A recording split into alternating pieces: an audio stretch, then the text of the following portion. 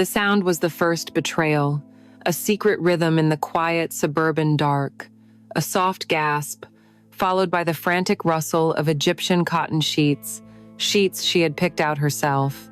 In the dim light filtering through the blinds, two shadows moved as one, locked in a desperate dance of pleasure and guilt. A woman's voice, breathless and torn, whispered into the pillows. "David, please, no, we shouldn't." The protest was a ghost of a word, lost in the heat between them, a final, token resistance against the tide of a desire that had already pulled them under. His voice was a low growl against her skin, thick with a hunger that had been simmering for weeks. "God, Chloe, just let me." His hand tangled in her long blonde hair, spread across a pillow that did not belong to her, fingers that should have been hers to hold, a body that had pledged itself to another, now moved with a raw, undeniable force, claiming a forbidden territory. Her initial resistance melted into a low moan, the sound of surrender, a note of pure, unrestrained pleasure that sealed the treachery. Miles away, the gentle hum of a car engine was the only sound accompanying the soft jazz flowing from the speakers. Eleanor drove through the familiar, sleeping streets, a contented smile on her face. The business trip to Portland had been a success, but all she could think about was coming home. Home to her handsome, loving husband, David. Home to her sweet, troubled younger sister, Chloe, who was staying with them for a few weeks to mend a broken heart. Ellie pictured them now, probably watching a movie on the couch, David being his charming self, making Chloe laugh. She felt a warm glow of affection for the two most important people in her world. She decided not to call, to just walk in and surprise them. The thought delighted her.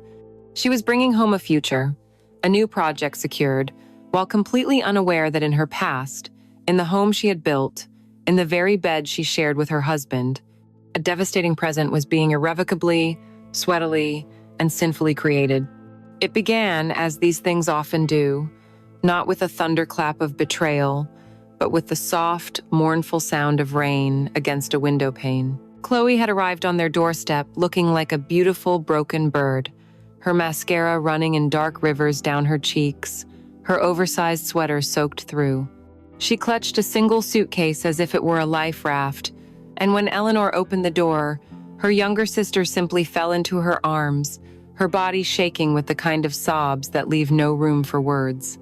Over her sister's trembling shoulders, Ellie's eyes met David's. He had that look on his face she had always loved, a look of steady, gentle concern.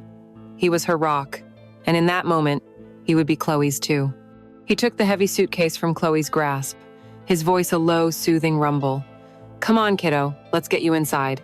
You're safe here." Safe. The word hung in the air of their pristine, architect-designed home, a promise that would curdle into a bitter irony.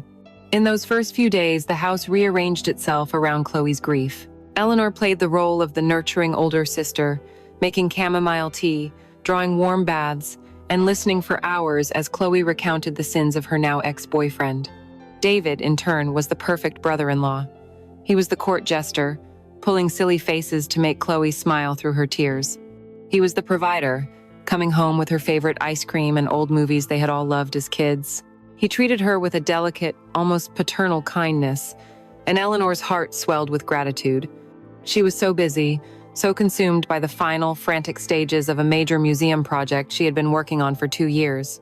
Late nights at the office became the norm, her mind a whirlwind of blueprints, contractor calls, and zoning regulations. She would come home, exhausted, to find the house quiet, David reading in his armchair, and Chloe sketching in a notepad, a fragile peace having settled between them. She felt a pang of guilt for her absence, but it was quickly soothed by the relief that her sister was in good hands. She was being cared for. She trusted David implicitly. She trusted him with her home, her heart, her sister. It was a trust as solid and foundational as the buildings she designed. But foundations can develop cracks so fine you don't see them until the walls start to crumble. The first crack was almost imperceptible. It was a Saturday morning, a rare few hours Ellie had planned to spend at home before an urgent meeting. She was in the bedroom, changing, when she heard a burst of laughter from the kitchen. It was Chloe's laugh, a full, genuine sound that hadn't been heard in weeks. Ellie smiled, pleased. She walked out to the hallway and paused, looking into the sunlit kitchen. Chloe was perched on a stool at the island, wearing one of David's old gray t-shirts that hung off her shoulder and a pair of tiny blue running shorts. Her long, tanned legs were bare, one foot tapping idly against the stool's rung. Her blonde hair, the color of spun gold where Ellie's was a respectable brown, was piled in a messy knot on her head. She looked young, vibrant, and heartbreakingly beautiful in her carelessness. David was at the stove, flipping a pancake, and he turned to look at her, a spatula in his hand. The look on his face wasn't just kind, it lingered. It was an appraisal, a slow, appreciative sweep from the top of her messy bun, down the soft curve of her exposed shoulder, to the long line of her legs. He said something Ellie couldn't hear, and Chloe laughed again, throwing her head back. For a split second, the air between them felt charged, private. When David finally noticed Ellie standing there, his smile shifted, becoming the familiar husbandly smile he always gave her. "Morning, sleepyhead. Just corrupting your sister with my world-famous pancakes." But the first look, the unguarded one, had already been seen. Ellie told herself she was imagining it, that her own stress was making her paranoid. It was nothing. A few days later, another crack appeared. Ellie was working from her home office, the door slightly ajar. David and Chloe were in the living room, supposedly organizing old photo albums, a task Ellie had suggested to remind Chloe of happier times. But instead of the quiet rustle of pages, Ellie heard their low, conspiratorial whispers, punctuated by soft giggles. It felt like they were sharing secrets, building a world that didn't include her. She closed her office door, a strange, unwelcome feeling coiling in her stomach. It felt like jealousy, but that was ridiculous. This was Chloe, her baby sister, and this was David, her devoted husband. The thought was absurd, disloyal. She pushed it away and focused on the sharp, clean lines of her blueprints, a world she could control. The seed of true, undeniable doubt was planted on a Tuesday night. They were all on the large sectional sofa, watching a mindless action movie. Ellie, bone-weary from a grueling day, leaned her head against David's shoulder. She felt him shift, and through her heavy eyelids, she saw him gently drape a blanket over Chloe, who had curled up on the other end of the sofa. It was a sweet gesture. Ellie drifted off to the sound of explosions and screeching tires. She wasn't sure how long she slept, but when she stirred, the movie's credits were rolling, casting a blue glow across the dark room. David's arm was still around her, but his attention was elsewhere. He was looking at Chloe, who had fallen into a deep sleep, her face soft and vulnerable in the faint light. Her lips, full and naturally pink, were slightly parted. One strap of her tank top had slipped down her shoulder, revealing the smooth, pale skin beneath, and David was just watching her. The expression on his face was one she had never seen before. It was a complex mixture of tenderness, pity, and something else, something deeper and more dangerous. It was the look of a man staring at a beautiful, forbidden temptation. He wasn't just watching his sister-in-law sleep, he was studying her, absorbing her, desiring her. The air grew thick, silent. When he felt Ellie stir, his head snapped back toward the screen, his expression instantly becoming neutral. But it was too late. The image was burned into her mind. That night, as she lay in bed beside her sleeping husband, the man whose breathing was as familiar to her as her own, Eleanor stared into the darkness, and for the first time in her perfect, well-designed life, she felt the terrifying chill of uncertainty. The house was no longer safe. A seed had been planted, and in the fertile ground of her distraction and her sister's sorrow, it had begun to grow. The city of Seattle glittered outside Eleanor's 17th floor office window, a cold, beautiful galaxy of distant lights. Inside, the only sounds were the quiet hum of her computer and the scratch of her pen across a fresh sheet of drafting paper. It was nearly 10 p.m. She stretched, her back aching, and glanced at her phone. A picture of David and Chloe from last weekend's barbecue served as her wallpaper, the two of them smiling, David with his arm slung casually over Chloe's shoulders. A perfectly innocent, familial pose. Ellie smiled, a tired but fond expression on her face. She typed a quick message. "Going to be another late one. This final render is a beast. Don't wait up for me. Kiss Chloe goodnight for me. Love you." She sent it without a second thought, the casual intimacy of her words a testament to her unwavering trust. She then turned back to the glowing screen, her world shrinking once more to the precise angles and demanding dimensions of her work, completely oblivious to the far more complicated and treacherous architecture of the relationships in the home she was so eager to return to. Back in the quiet suburban house, the television played to an empty room, its cheerful, canned laughter echoing in the dimly lit space. David had tried to watch a game, but he couldn't focus. He felt a strange restlessness, a thrumming energy under his skin he couldn't name. He knew Ellie was working late again, and while he admired her ambition, a part of him felt the growing emptiness of her absence. He told himself he was just lonely. He went to the kitchen for a glass of water, and on his way back, he paused. He could hear a soft, choked sound coming from the living room, nearly lost beneath the sitcom's chatter. He turned the television off, plunging the house into a heavy silence, and the sound became clearer. It was the sound of someone trying and failing to cry quietly. He walked into the living room, where a single floor lamp cast a warm, isolated pool of light on the sofa. Chloe was curled up at the far end, her knees drawn to her chest, her face buried in a cushion. Her shoulders shook with each silent sob. "Hey," he said softly, his voice gentle so as not to startle her. "What's going on?" She looked up, her face pale and tear, streaked in the soft light. Her eyes, so often bright with mischief, were clouded with a deep, familiar pain. She was holding her phone, the screen glowing. "It's stupid," she whispered, her voice thick. "It's so stupid, but I saw a picture of him with someone else. She's really pretty."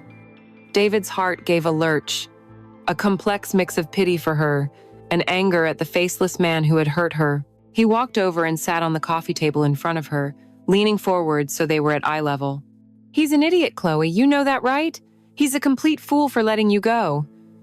She gave a watery, unconvinced smile and looked away, pulling the cushion tighter. "I know, I feel so alone." The word hung in the air between them, a shared confession. He felt it too.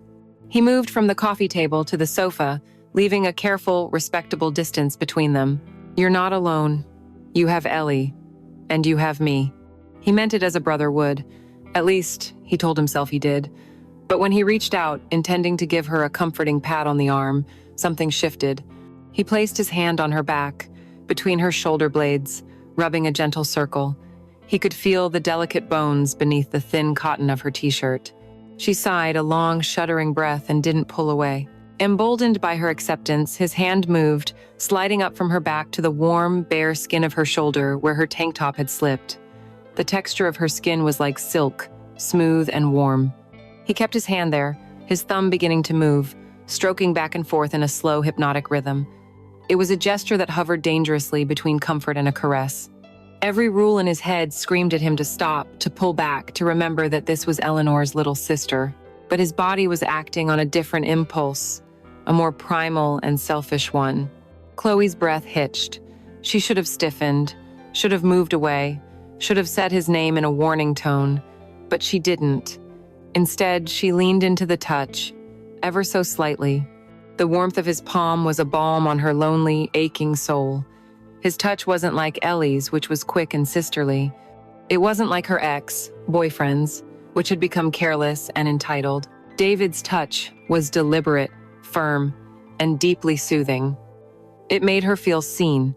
It made her feel safe. In her profound vulnerability, she mistook the nature of the comfort being offered. As she tilted her head back, her hair, loose and fragrant, brushed against his arm. He inhaled, and the scent filled his senses. Lavender. It was Ellie's shampoo, the expensive kind she always bought. But on Chloe, mixed with her own unique youthful chemistry, it was different. It was sweeter, muskier, intoxicating. It was the scent of the familiar made thrillingly, dangerously new. A treacherous thought entered his mind. He was comforting a woman who smelled like his wife but felt like a stranger, a beautiful, forbidden stranger in his own home. The guilt was a sharp, stabbing pain, but beneath it, a dark, exhilarating excitement began to bloom. He was playing with fire, and he found he liked the heat. The silence stretched, filled only by the sound of their breathing. His thumb never stopped its slow, deliberate stroking. Her eyes were closed now, a single tear escaping and tracing a path down her temple. He watched it, mesmerized. The line had been crossed. There was no kiss, no further movement. But the intimacy of that prolonged, forbidden touch was louder than any confession. It was a silent pact, a shared transgression that would forever alter the landscape of their lives, turning a house built on love and trust into a stage for a slow, heartbreaking betrayal. The days that followed the moment on the sofa were thick with an unspoken tension. A new and fragile boundary had been drawn between David and Chloe, a line they were both terrified and tempted to cross. They moved through the house with a careful, deliberate choreography of avoidance, never allowing themselves to be alone in a room for more than a minute. Conversations were polite, stilted, and always performed for an invisible audience, even when it was just the two of them. Ellie, blissfully unaware, interpreted this strange new quietness as a sign that Chloe was finally settling in, emerging from the fog of her grief. She saw their careful distance as respect for her marriage, a return to normalcy. She couldn't have been more wrong. It wasn't normalcy settling in. It was the quiet, patient gathering of a storm. The storm broke on a Thursday. Ellie had a last-minute, unavoidable dinner with a difficult client, a meeting that promised to stretch late into the night. She left with a hurried kiss for David and a cheerful wave for Chloe, leaving a lasagna in the oven and a gaping void of opportunity in her wake. Dinner was a quiet affair. The silence that had once been comfortable in Ellie's absence now felt heavy.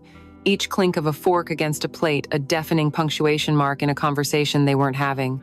Afterwards, they cleared the table and moved to the kitchen, falling into the familiar, domestic rhythm of cleaning up. Chloe washed, and David dried. They stood side by side at the large farmhouse sink, the warm, soapy water and the scent of rosemary from the lasagna, creating a facade of cozy domesticity.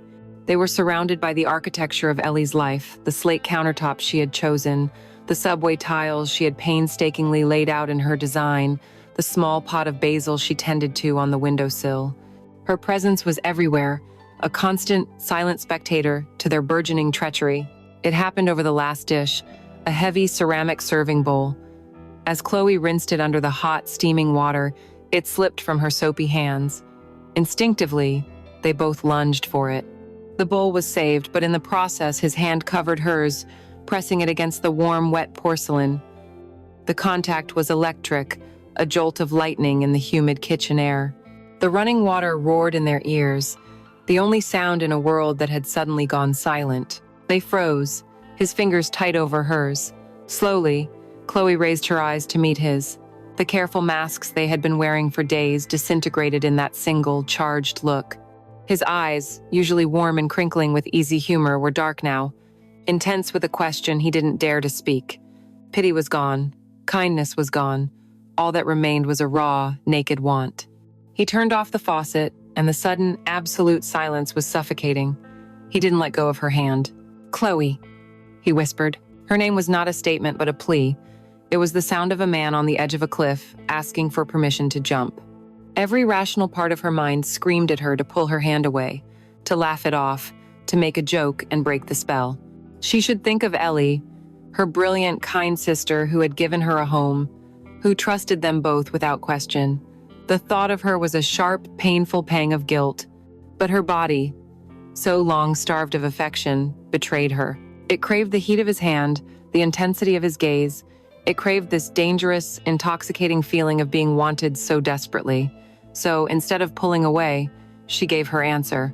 She didn't speak. She simply closed her eyes. That was all the invitation he needed. He released her hand only to cup her face, his thumbs stroking her cheekbones. The kiss was hesitant at first, a soft, tentative exploration. It tasted of guilt, of fear, of the coffee they'd had with dinner.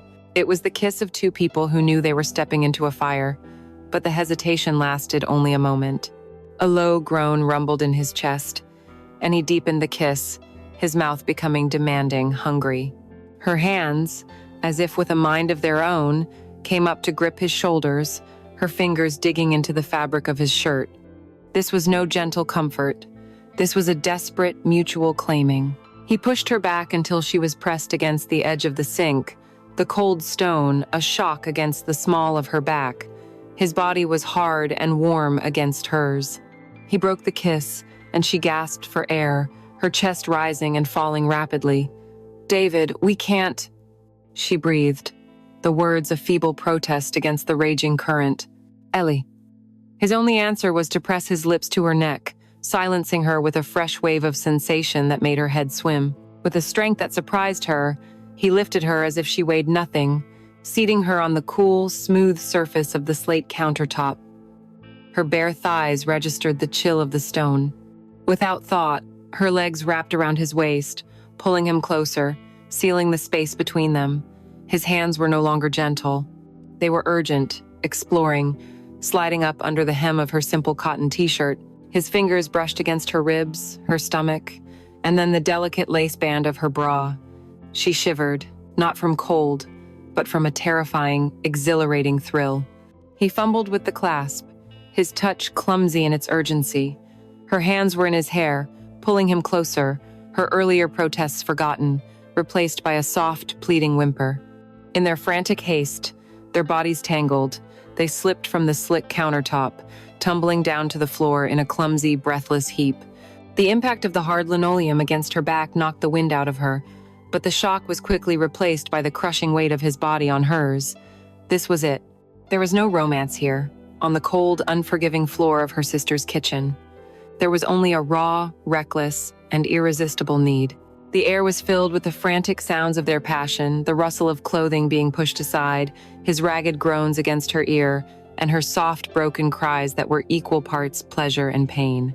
In the heart of the home, surrounded by the ghosts of family dinners and innocent laughter, the ultimate betrayal began, not with a whisper, but with a desperate, all-consuming roar.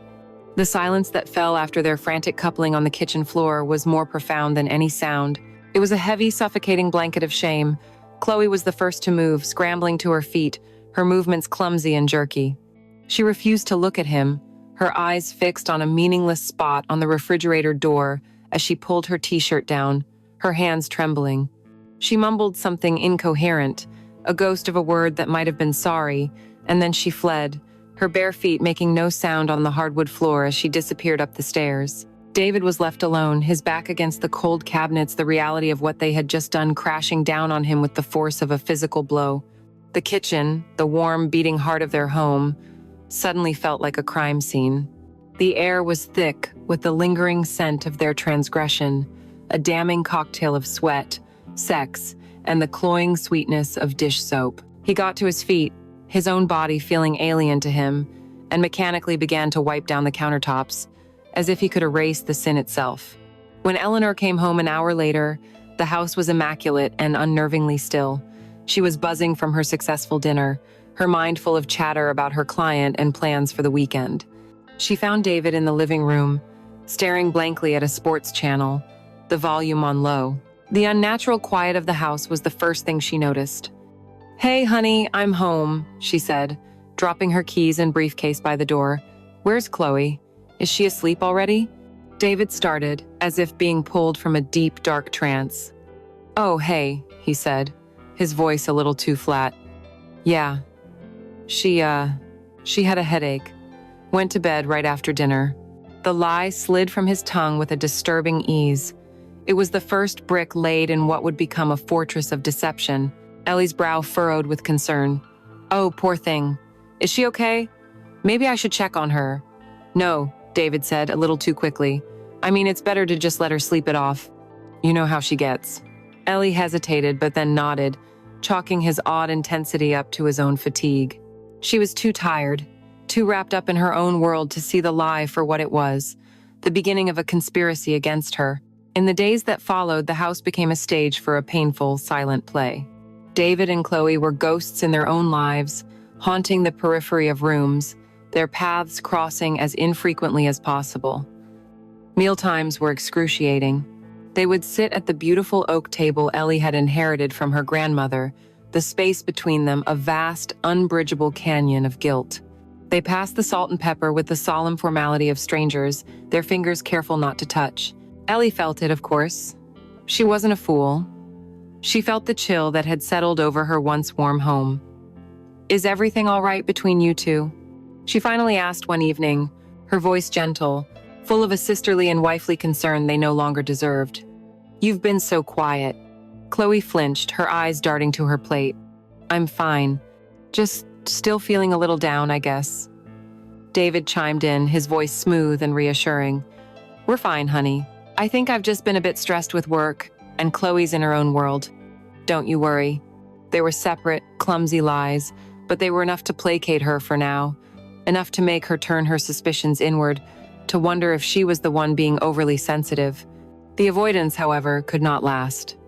The shared secret was a powerful, magnetic force. It demanded to be acknowledged. The acknowledgement began digitally, in the cold blue light of their phone screens. 3 days after the incident, David's resolve crumbled. He was at his desk at work, staring at a spreadsheet, but all he could see was Chloe's face in the dim light of the kitchen. He pulled out his phone, his heart hammering against his ribs, and typed a message. "Are you okay?" He told himself it was an innocent question, the act of a concerned host. His phone buzzed almost instantly. Chloe's reply, "I don't know what I am." The honesty of it cracked something open in his chest. That night, another text. "I'm sorry, Chloe, for everything." Her reply took an hour. "It wasn't just you." The messages started to flow, a secret, illicit river of communication running beneath the surface of their daily lives. The initial apologies and expressions of guilt soon morphed into something else. "I can't stop thinking about it," he typed one afternoon. He watched the 3 dots appear and disappear for a full minute before her reply came. "Please don't say that." But he did. "It's true. I can't get it out of my head." The confession hung in the digital space between them, a terrifying and thrilling truth. A long pause, and then the words that sealed their fate, "Me too." With this digital intimacy established, their behavior began to change in the physical world. David's phone, once casually left on the kitchen counter or the arm of the sofa, was now his constant companion, a silicon extension of his body. He carried it everywhere, and when he set it down, it was always screen-side down, a small, dark monolith guarding its secrets. Chloe, too, became inseparable from her phone. One evening, Ellie walked into the living room and saw her sister smiling down at her screen, a genuine, unguarded smile of pure delight. The moment Chloe saw her, the smile vanished. Her eyes widened in panic, and she quickly shoved the phone deep into the pocket of her jeans, her whole body tense. "What's so funny?" Ellie asked, her tone light, playful. "Oh, nothing," Chloe stammered. "Just a stupid video a friend sent me." The lie was transparent, clumsy. The smile Ellie had seen was not the smile of someone watching a funny video. It was the intimate, private smile of someone reading a message from a lover. The final piece clicked into place that weekend. The 3 of them were sitting outside on the patio. David was on a work call, pacing back and forth on the lawn, but Ellie could see him intermittently glancing at his phone, a small, almost imperceptible smile playing on his lips. When he finished his call and sat down, his phone buzzed. He picked it up, and that same secret smile returned as he began to type. "Who are you always texting with?" Ellie asked, trying to keep her tone casual, but a sharp edge of suspicion crept in. David didn't look up from his phone. "Just Mark from the office. He's a mess, always having some kind of drama with his wife." His voice was dismissive, but his defensiveness was palpable.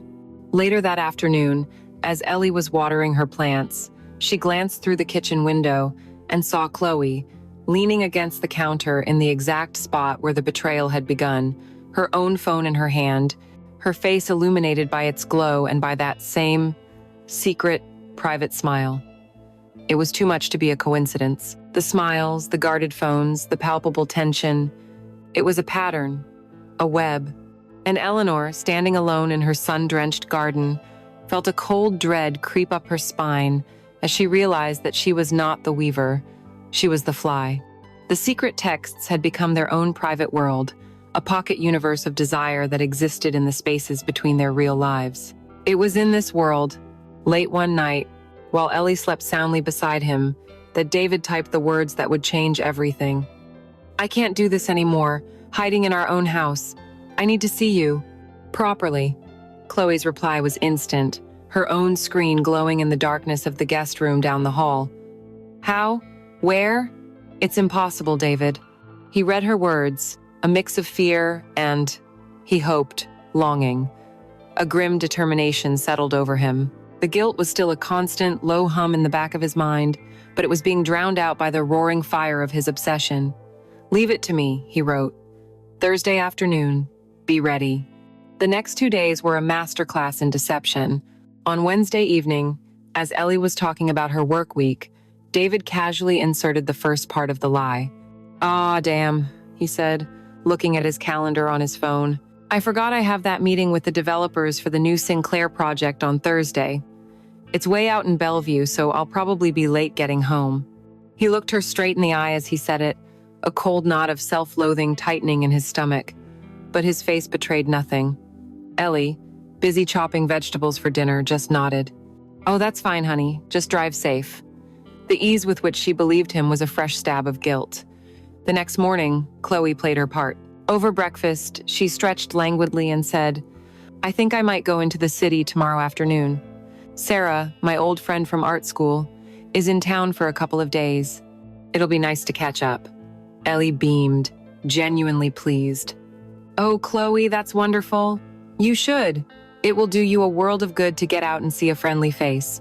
"Yeah," Chloe said, her eyes on her coffee cup. "It will." The coordinated lies settled into the foundation of their home, reinforcing the rotten structure they were building right under Eleanor's nose. Thursday afternoon arrived, heavy and humid. David left the house in his work suit, briefcase in hand, kissing Ellie goodbye with the casual intimacy of a husband who was simply going to a meeting. An hour later, Chloe left, wearing a simple, pretty sundress, telling Ellie she'd be back before dinner. They traveled separately, 2 comets on a collision course with a cheap, anonymous motel just off the interstate, a place of peeling paint and flickering neon that promised no questions asked privacy. It was called the Evergreen Inn, a sad, ironic name for a place designed for fleeting, temporary sins.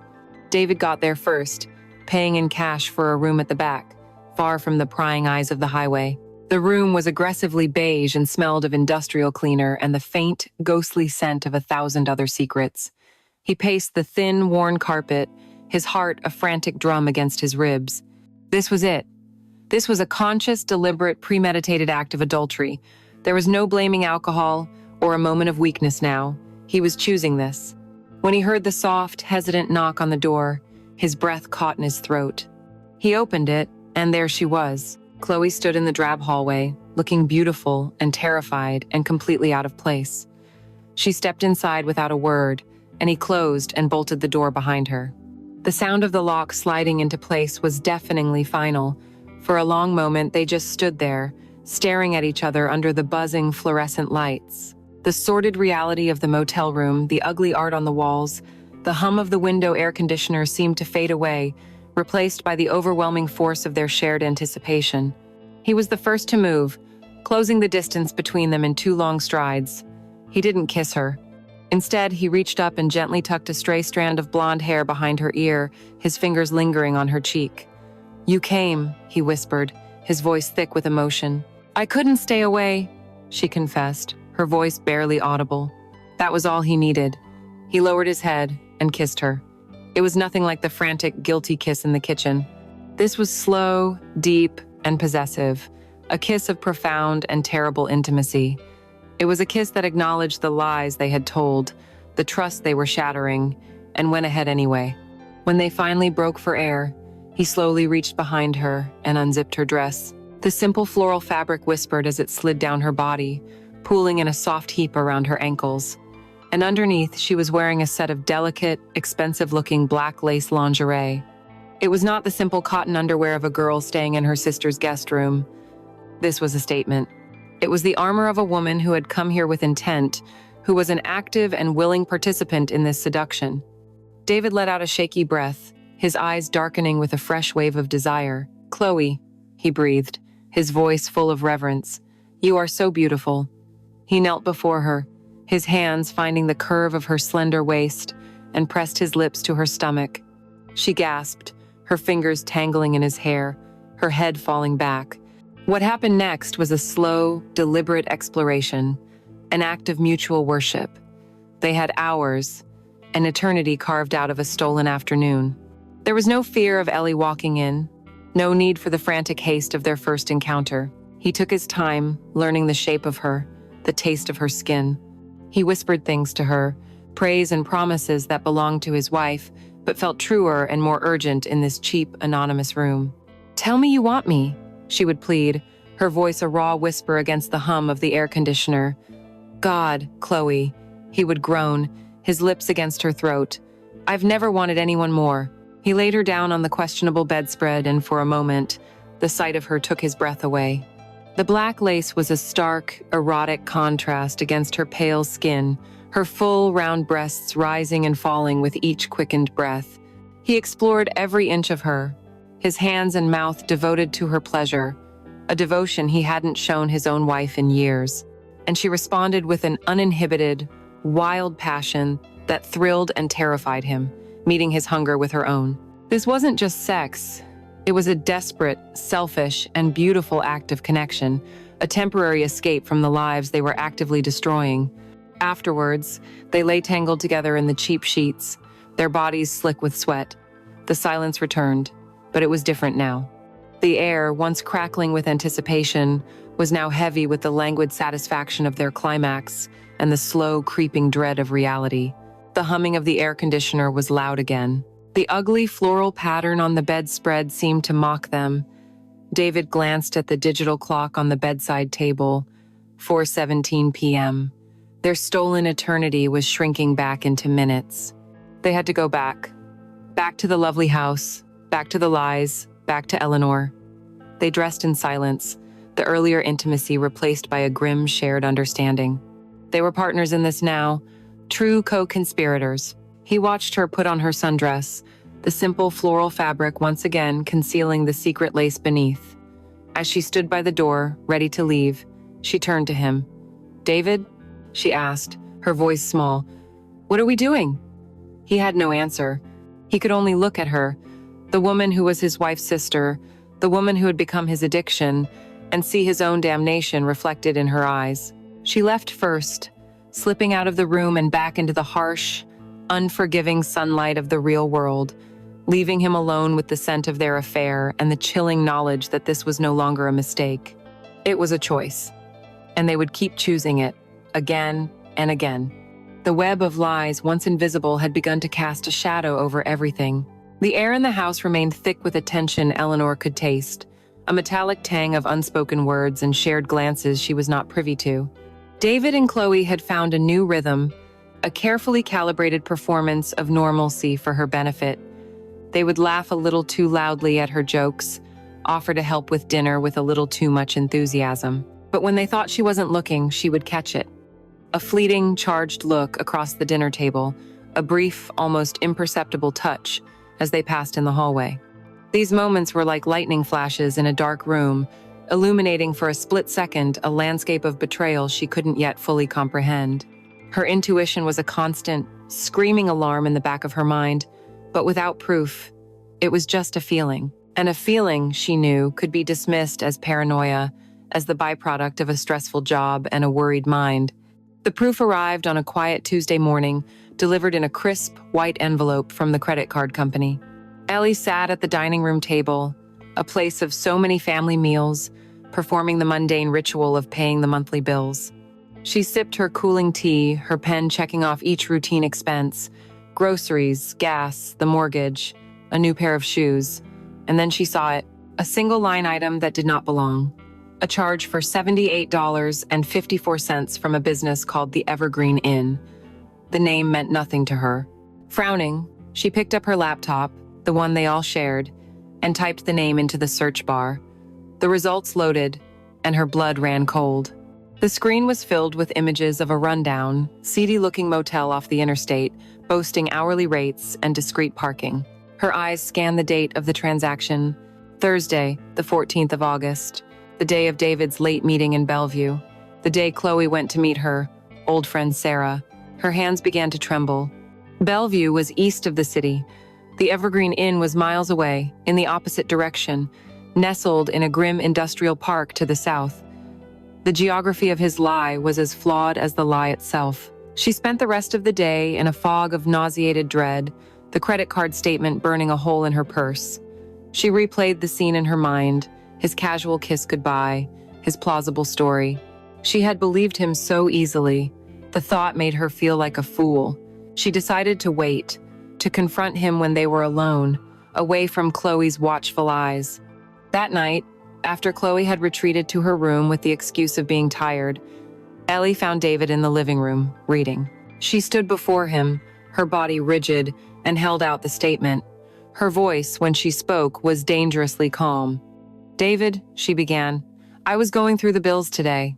I saw a charge for a place called the Evergreen Inn. Can you tell me what that is?" He looked up from his book, and for a fraction of a second, she saw it in his eyes.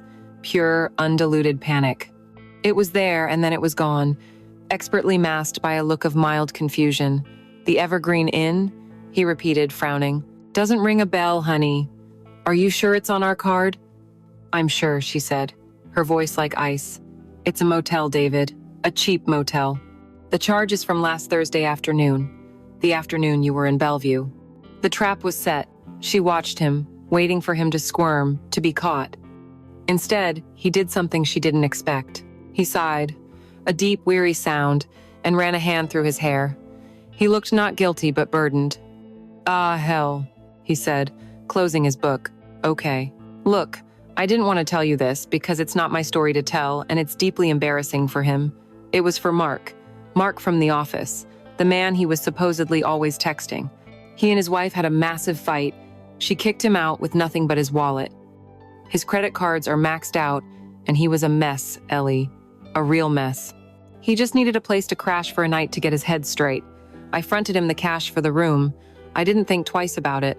The lie was a work of art. It was detailed, plausible, and it painted him as a noble, loyal friend. It explained everything so perfectly. It offered her an escape hatch from the horrible truth her gut was screaming at her, and Eleanor, desperate for an exit, took it. A wave of relief, so powerful it almost made her dizzy, washed over her. "Oh," she said, her voice softening. "Oh, David, of course, that was so kind of you.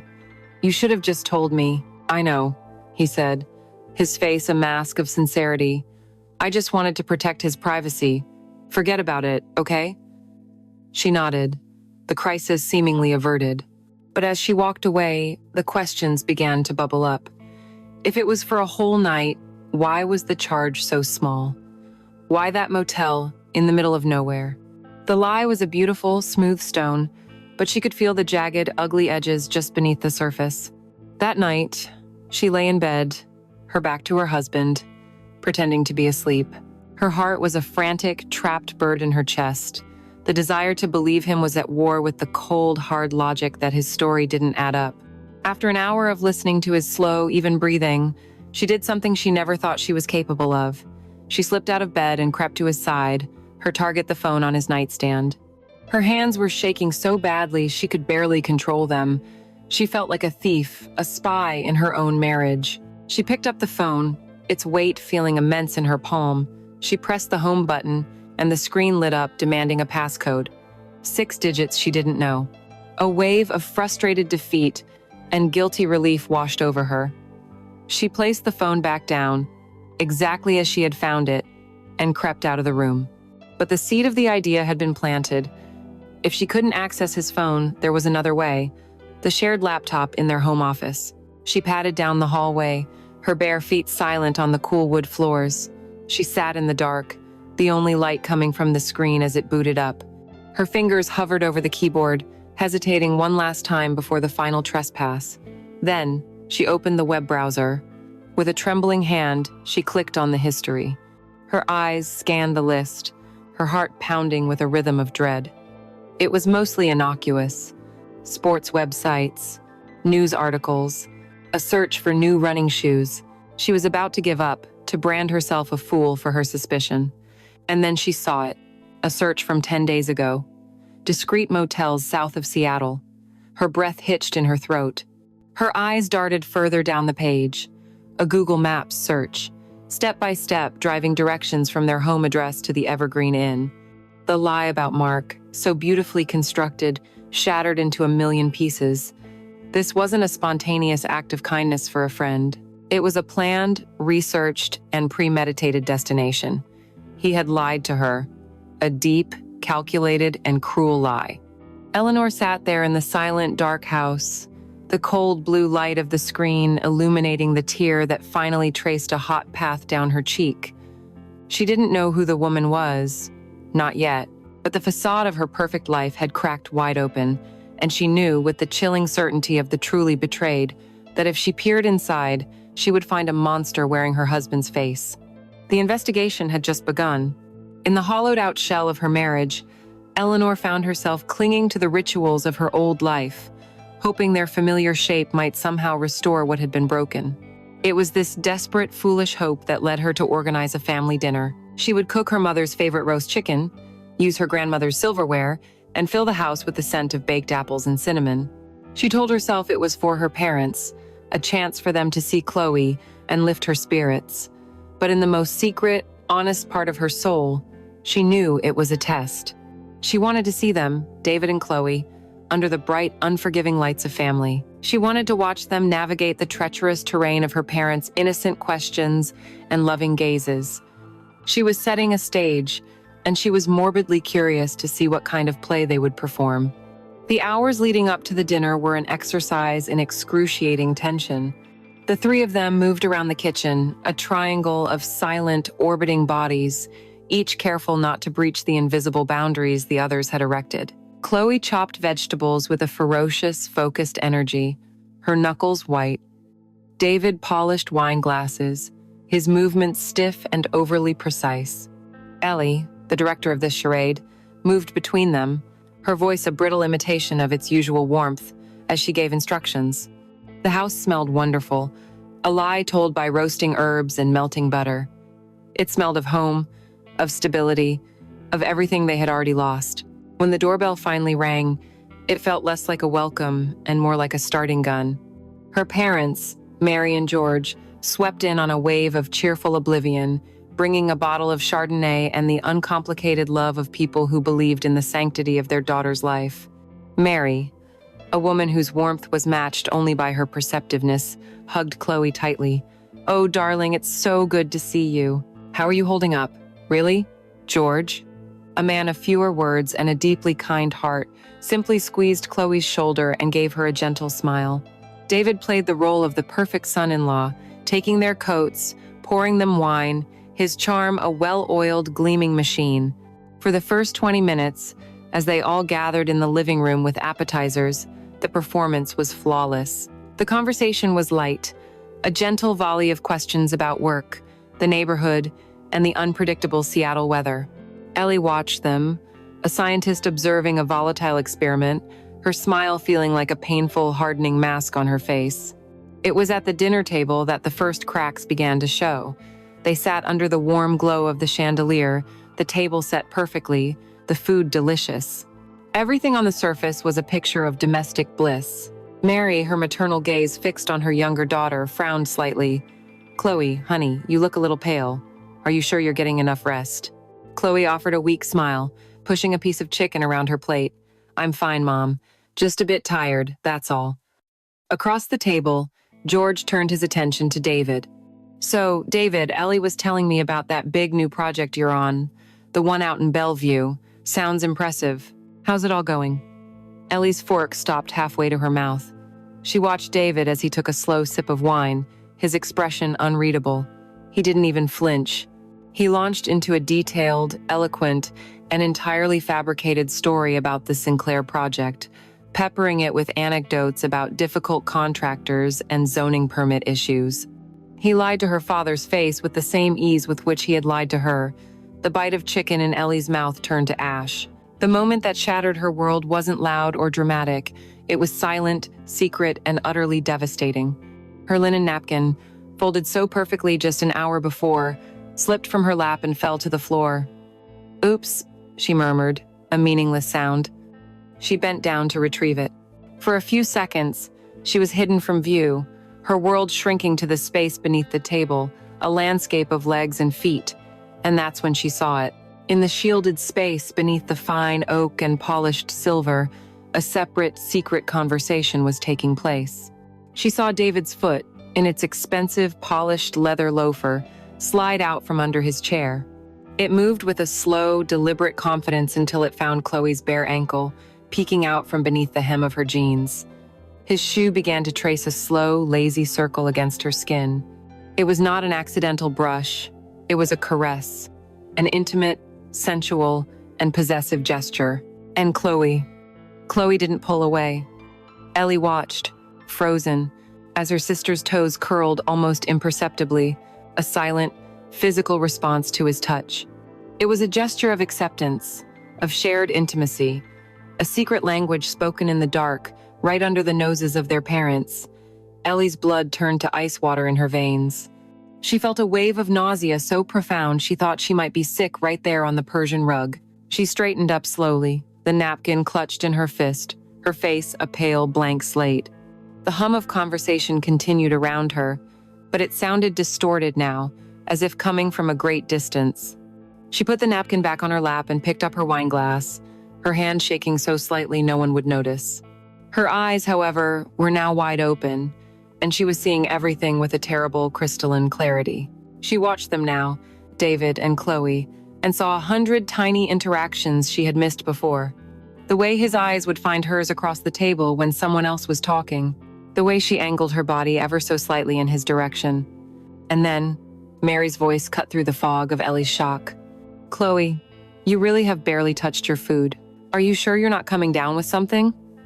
Before Chloe could even open her mouth to reply, David jumped in, his voice a smooth, protective balm. "She's just tired, Mary," he said, giving Chloe's mother a reassuring smile. "She hasn't been sleeping well lately. We're trying to get her to take it easy." And there it was. The final, damning piece of evidence. We. He had said we. He had answered for her. He had spoken to her mother about the intimate details of her sleep, as if he had first-hand knowledge of her nights. He wasn't her brother-in-law in that moment. He was her partner, her protector, her spokesperson. They were a unit, a team, united against the rest of them. The secret touch under the table, combined with this public act of protective intimacy, was irrefutable. The rest of the evening passed in a merciful blur for Eleanor. She smiled, she laughed, she cleared plates, she served the apple crumbles she had so lovingly prepared. She performed the role of the happy wife and daughter with the desperate skill of an actress in the final, tragic scene of a play. When her parents finally left, hugging everyone and exclaiming what a lovely, lovely evening it had been, the front door clicked shut, leaving a silence that was louder than any scream. Ellie didn't look at David or Chloe. She simply turned, walked up the stairs, and closed her bedroom door, the image of his shoe on her sister's ankle, the sound of his casual "we," burned into her mind forever. The dinner party hadn't brought normalcy. It had brought the truth. And the truth was a horror she now had to live with. The one-night business trip to Portland was a necessary evil. Eleanor hated leaving, especially now, with the air in her home so thick with unspoken things she could barely breathe. But the meeting was with a major client, a final presentation she had to deliver herself. As she packed her small overnight bag, she moved around the master bedroom, her sanctuary, with a heavy heart. The room, with its calm gray walls, its plush cream carpet, and the large window that looked out onto their oak tree, had always been her refuge. Now, it felt like a stage set for a play she no longer understood. David came in, leaning against the doorframe, watching her. "You got everything you need?" he asked, his voice, a perfect imitation of a concerned husband. "I think so," she said, avoiding his eyes as she folded a silk blouse. He walked over to her, wrapping his arms around her waist from behind, and rested his chin on her shoulder. "The house will feel empty without you," he murmured into her hair. The gesture, which once would have made her melt, now made her skin crawl. It felt like a performance, a lie told with his body. She forced herself to lean back into him. "I'll only be gone one night." He kissed her then, a long, lingering kiss that tasted of falsehood. "Drive safe," he said. "I'll miss you." As she drove away, she glanced in her rear-view mirror, seeing him and Chloe standing on the porch, a picture of domestic tranquility, waving her off. The image was so perfectly, poisonously wrong. The moment Eleanor's car disappeared around the corner, a new energy crackled through the house. The oppressive tension of the past week didn't vanish, but it transformed. The fear of being watched, of being caught, was gone. All that remained was a raw, humming anticipation. David and Chloe stood in the living room, the silence stretching between them, thick with possibility. It was David who broke it. He walked to the wine rack in the dining room, a sleek, modern piece that Ellie had been so proud of designing. He pulled out a bottle of Cabernet Sauvignon, a special one she had been saving for their anniversary. "I think tonight calls for the good stuff," he said, his voice low, a challenge in his eyes. Chloe just nodded, her throat suddenly dry. As he uncorked the bottle, the decadent, fruity aroma filled the room. It smelled like a celebration. It smelled like freedom. They drank, their conversation stilted at first, but growing easier as the rich, dark wine worked its magic, dismantling their already crumbling inhibitions. They didn't talk about Ellie. They didn't talk about what they were doing. They talked about movies, about art, about Chloe's dreams of traveling, creating a fragile bubble of normalcy around the wild, beating hard of their desire. But with every sip, with every shared look over the rims of their glasses, the pretense thinned. The space between them on the sofa seemed to shrink until their knees were brushing, and the heat from that simple contact was a raging inferno. When the bottle was empty, David stood up and held out his hand. "Come with me," he said. It wasn't a question. Chloe looked at his outstretched hand, and then up at his face. His eyes were dark, his expression stripped of all pretense. It was pure, unadulterated need. Her own guilt, which had been a constant companion for weeks, was now just a faint, distant whisper, easily ignored. She placed her hand in his. His fingers closed around hers, warm and strong, and he led her out of the living room and towards the stairs. She knew where they were going. Every step up the carpeted staircase was a step further into damnation. Her heart hammered against her ribs, a frantic, panicked rhythm that was part fear, part exhilarating anticipation. They reached the top of the stairs, and he led her down the hall, past the guest room where she slept, past the office, to the closed door of the master bedroom, Eleanor's room, their room. He paused at the threshold, his hand on the doorknob. This was the final line. Once they crossed it, there was no fiction they could tell themselves, no excuse they could invent. This was a conscious, deliberate desecration. Chloe's breath hitched. "David, no," she whispered, her voice trembling. "Not in here. Please, we can't." He turned to her, his face illuminated by the soft light of the hallway. There was no kindness in his expression, no pity. Only a possessive, almost cruel hunger. "I want you here," he said, his voice a low, gravelly command. "In my bed." He opened the door and pulled her inside, kicking it shut behind them with his heel. The click of the latch echoed in the silent room like a gunshot. The room was filled with Eleanor. Her scent, a subtle mix of lavender and vanilla, lingered in the air. Her books were stacked neatly on her nightstand, and on the dresser, a large, silver-framed photograph of their wedding day. Eleanor, radiant and smiling in her white dress, and David, looking at her with a love that now seemed like a grotesque mockery. David saw Chloe looking at the photo, and a dark, reckless energy surged through him. He reached out and turned the photo frame so it faced the wall. The act was small but profoundly violent. He was erasing his wife. He turned back to Chloe, his eyes blazing, and pulled her into a brutal, punishing kiss. This was not the slow, sensual exploration of the motel. This was a storm, a frantic, desperate collision. Their clothes came off in a frantic, tangled heap on the floor. He pushed her back onto the bed, onto the soft, high-thread count sheets that Ellie had so carefully chosen. He pushed aside Ellie's pillows and laid Chloe down on her side of the bed. It was the ultimate, symbolic act of replacement. The transgression, the sheer, audacious sin of their location, fueled a desperate, almost violent passion. It was as if they were trying to fuck the guilt out of themselves, to create a pleasure so intense it could obliterate the reality of what they were doing. "Oh God, David!" "Faster," she panted, her fingers digging into the muscles of his back, her head thrashing on the pillows that still held the faint scent of her sister's hair. He moved with a relentless, driving rhythm, his body slick with sweat. "Chloe," he growled, his lips against her ear. You feel so good. Say my name. I want to hear you say my name in this bed. It was a demand for ownership of her, of the moment, of the space. They were two bodies lost in a frenzy of pure, selfish lust, their moans and cries filling the sacred space of a marriage they had already murdered. In that moment, Eleanor, driving on a dark highway in Portland, did not exist. Their parents, their history, their consequences, none of it existed. All that was real was the friction of skin on skin, the frantic beat of their hearts, and the shared, damning pleasure of their unforgivable betrayal. The drive back from Portland was a blur of gray highway and misty, pre-dawn light. Eleanor's presentation had been a resounding success, and her clients, eager to sign the contracts, had ended the final meeting hours earlier than scheduled.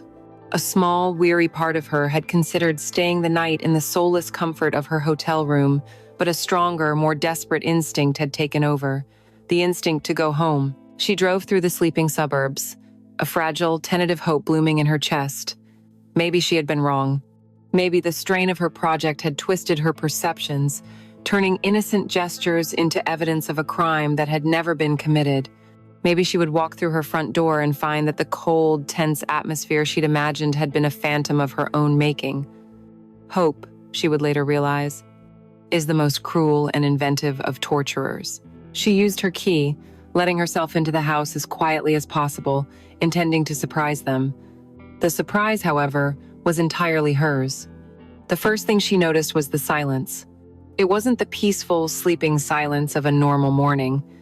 It was a heavy, watchful silence, thick with the residue of guilt. She found them in the living room. They weren't asleep on the sofa as she might have imagined. They were sitting far apart, David in his armchair, Chloe curled at the distant end of the couch, both staring at the blank, dark screen of the television. They looked like two strangers waiting for a bus in a storm, their faces pale and drawn in the dim morning light, dark circles like bruises under their eyes. They looked haunted. When they saw her standing in the doorway, they both jumped as if struck by lightning. Their faces, in perfect, damning unison, registered a flash of pure animal panic before they scrambled to rearrange their features into masks of surprise. "Ellie," David said, his voice a rough croak. "You're home early." Yeah. The meeting ended sooner than we thought," she replied, her own voice sounding strange and distant to her ears.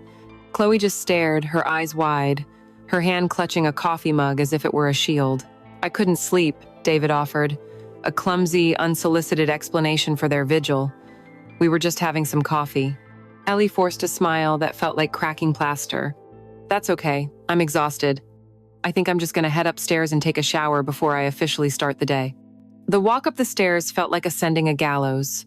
With each step, the fragile hope she had nurtured on the drive home withered and died, replaced by a cold, sickening certainty. The air in the upstairs hallway felt different, stale. She pushed open the door to her bedroom, her sanctuary, and the scene that greeted her was a subtle portrait of desecration.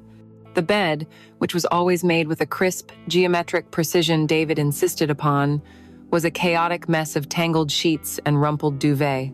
On her nightstand, beside her stack of books on architectural theory, sat 2 wine glasses, their bottoms stained with the dark, dried blood of last night's Cabernet. And the large, silver-framed wedding photo on her dresser, it was turned around, its back to the room, as if it had been punished for witnessing something it shouldn't have seen. Her heart began to beat a slow, heavy, painful rhythm against her ribs.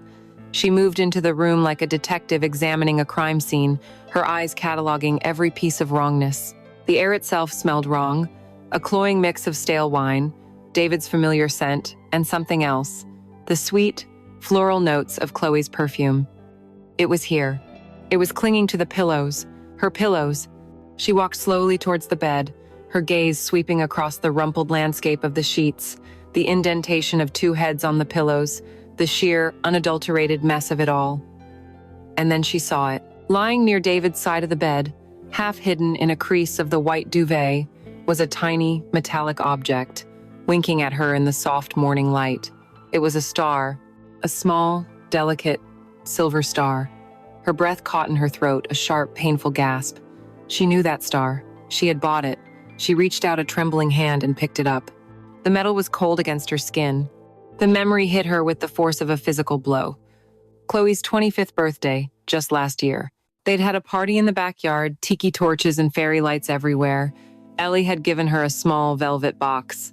Chloe had opened it, and her face had lit up with that uniquely radiant, youthful joy.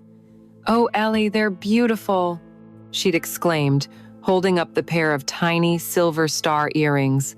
"I love them. I'll wear them forever." A tear slid, hot and unbidden, down Ellie's cheek. She was wearing them last night. She was wearing her birthday gift from her sister, in her sister's bed, with her sister's husband. Suddenly, everything clicked into place. It wasn't just a click, it was a deafening, shattering crash. The motel receipt, the browser history for discreet motels, the secret, knowing smiles, the foot under the table, the way he had said we. It wasn't a stranger. It wasn't some nameless, faceless woman. It was Chloe. It had always been Chloe, the person she had protected, nurtured, and loved her entire life. The betrayal was so immense, so monstrously complete, that for a moment, her mind simply refused to process it. The sound in the room faded to a low, buzzing hum. Time seemed to slow down, each second stretching into an eternity of pain. She stood there, frozen in the wreckage of her life, the tiny silver star clutched in her palm. It felt impossibly heavy, a fallen star from a universe that no longer existed. The grief was a physical presence, a giant, crushing hand squeezing the air from her lungs. But beneath the grief, something else was stirring, a cold, quiet, and terrifying rage. She looked at her reflection in the darkened screen of the television across the room. The woman looking back at her was a stranger, her face pale and her eyes filled with a chilling, unfamiliar calm. The storm was coming. The screaming, the crying, the accusations that would all come later. But first there was this terrible, silent, and absolute certainty. She closed her hand, the sharp points of the tiny star digging into her palm, and turned to face the door. It was time for the performance to end. She descended the stairs, not like a woman, but like a ghost. Her feet were silent on the steps, her movements fluid and unnervingly calm. The small silver star earring was a cold, hard lump in her clenched fist, its sharp points digging into her palm, a physical anchor in a world that had just dissolved into a nightmare. She could feel the rage, a white, hot, liquid core of it deep in her belly, but it was encased in a thick, protective layer of ice. For now, the ice was holding. She reached the bottom of the stairs and walked into the living room. They were still there, David and Chloe, frozen in their tableau of guilt. They looked up at her approach, their eyes wide with the terror of cornered animals. They knew she knew. It was written in the chilling stillness of her posture, in the dead, flat emptiness of her eyes. She stopped in the middle of the room, an equal distance from both of them, the two architects of her ruin. The silence was a living thing, pulsing with dread. She waited, letting it stretch, letting them suffocate in it. Finally, she spoke. Her voice was not a shout, not a sob, but a low, terrifyingly steady whisper. She slowly, deliberately uncurled her fingers, revealing the small silver star glinting on her palm, as if it were a piece of radioactive evidence. She didn't look at David. Her gaze was fixed, with a laser-like intensity, on her sister. "I believe," she said, her voice barely disturbing the air. "You lost something, Chloe." The effect of those words was instantaneous and devastating. All the color drained from Chloe's face, leaving it a waxy, translucent white. Her eyes, wide with horror, locked onto the earring in Ellie's hand. A small, choked sound, a strangled gasp escaped her lips. Her entire body seemed to shrink, to collapse in on itself under the weight of that simple, damning question. Her silence was a scream of confession. David, seeing the situation spiraling out of his control, scrambled to intervene, to spin one last desperate lie. "Ellie, what is this?" he blustered, stepping forward. "What are you talking about? It's an earring. Chloe loses things all the time. You're not making any sense." Eleanor didn't even flinch in his direction. It was as if he had ceased to exist, a meaningless ghost in the periphery of her true focus. Her eyes, cold and hard as diamonds, remained locked on her sister. "I'm not talking to you," she said, her voice slicing through his pathetic attempt at deflection. She took a single deliberate step towards Chloe, who flinched as if she'd been struck. "I asked you a question, Chloe." Still, Chloe could not speak. Her mouth opened and closed silently, her body beginning to tremble violently. The tears started then, not loud, histrionic sobs, but a silent, pathetic cascade down her bloodless cheeks. And the sight of those tears, tears of self-pity and fear of consequence, not tears of remorse for the sister she had destroyed, was the thing that finally shattered the ice. The rage came roaring out of her, a primal scream of a sound that seemed to tear its way out of her throat. "You!" The word was a gunshot in the silent room. Chloe flinched back, cowering. "You cry? You dare to cry in front of me?" Eleanor's voice, no longer a whisper, rose with each word, filled with a pain and fury that was terrifying to behold. She finally turned her gaze on David, and he visibly recoiled from the pure, unadulterated hatred in her eyes. "And you let this happen. You brought this poison into our home." She gestured wildly around the room, at the walls, the furniture, the life they had built. Was any of it real? Any of it? Tell me, was the last 10 years of my life a lie? David held up his hands, a useless gesture of peace. "Ellie, listen to me. Just calm down. It wasn't what you think. It happened. I never meant to hurt you." "Hurt me?" she shrieked, a laugh tearing from her that was more terrifying than a scream. "You didn't mean to hurt me? You stood in our bedroom, our bed, a bed I chose, in a house I designed, and you fucked my sister, and you didn't think that would hurt me?" She spun back to Chloe, who was now openly sobbing, her face buried in her hands. "And you, I took you in. I held you while you cried over some boy who broke your heart. I gave you a home. I gave you my love, and you repay me by climbing into my bed with my husband. You wore the earrings, Chloe. You wore the birthday gift I gave you while you did it." The specificity of the accusation, the image it conjured, was a final, brutal twist of the knife. It was a level of betrayal, so intimate, so personal, it defied comprehension.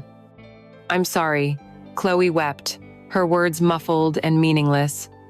"Ellie, I'm so sorry." "Sorry?" Ellie's voice dropped again, but this time it was filled with a chilling, venomous contempt.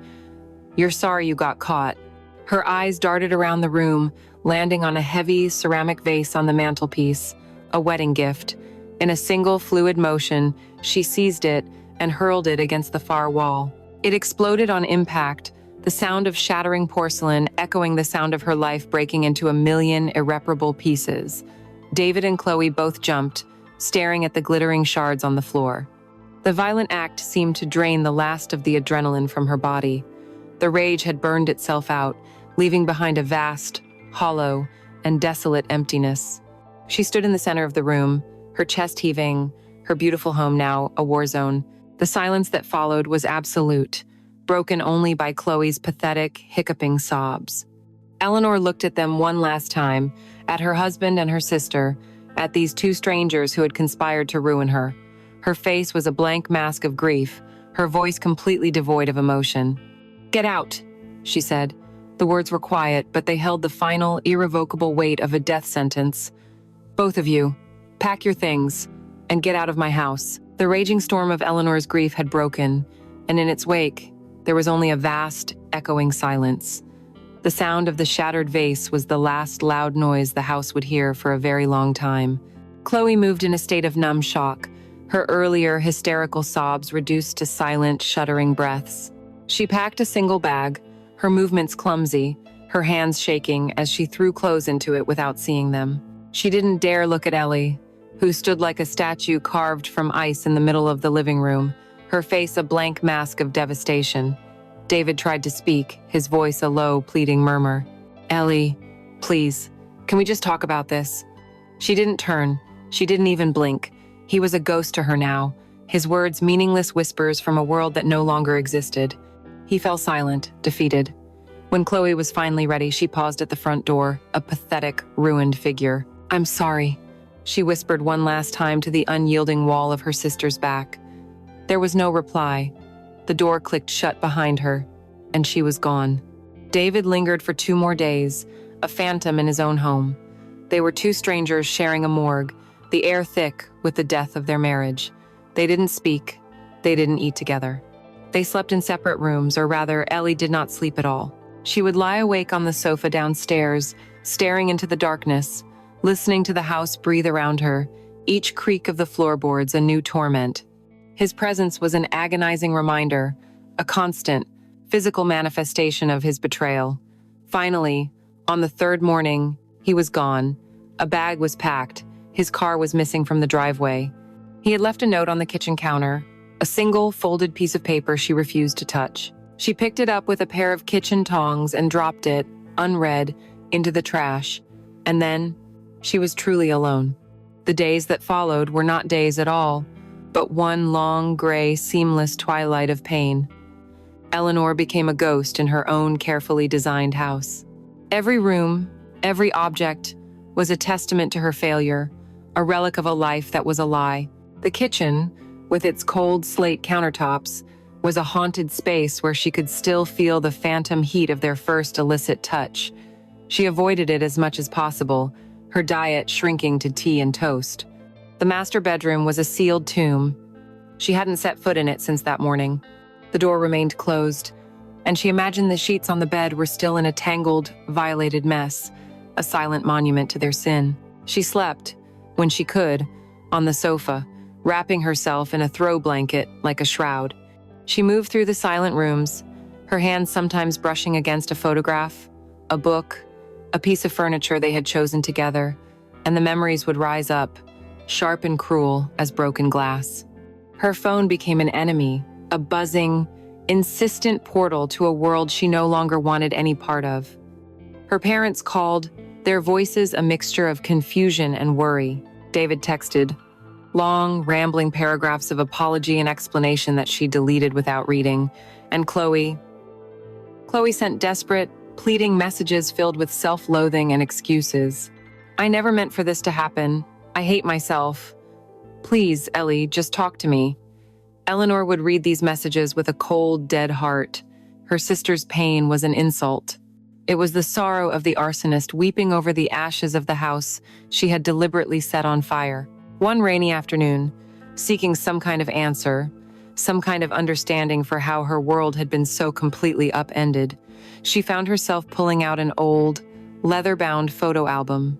She sat on the floor, the gray light of the storm filtering through the windows, and turned the thick, brittle pages. There they were. Ellie, age 7, with a gap-toothed smile, her arm wrapped protectively around a tiny blonde Chloe, age 4. There they were on a beach, squinting into the sun, their hands linked as they ran from a wave. There they were on Chloe's first day of school, Ellie holding her sister's hand, whispering words of encouragement. She traced the smiling, innocent face of the little girl in the photographs. Where did she go?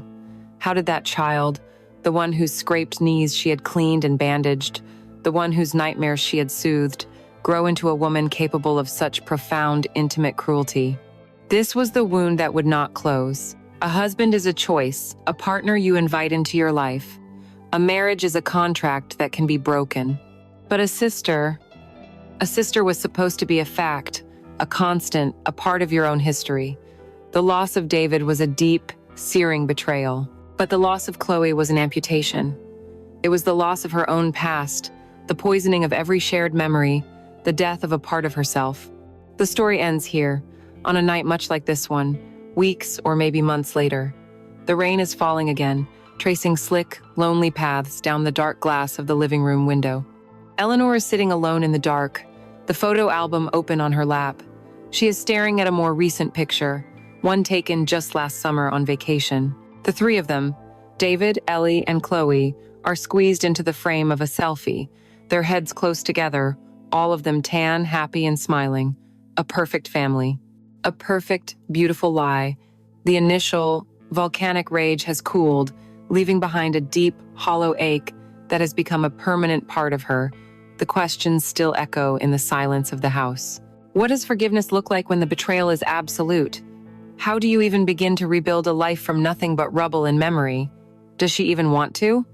She has no answers. There is only the rain, the silence, and the crushing weight of her solitude. The front door is locked, the curtains are drawn, and Eleanor sits in the ruins of the life she had built, utterly and completely alone.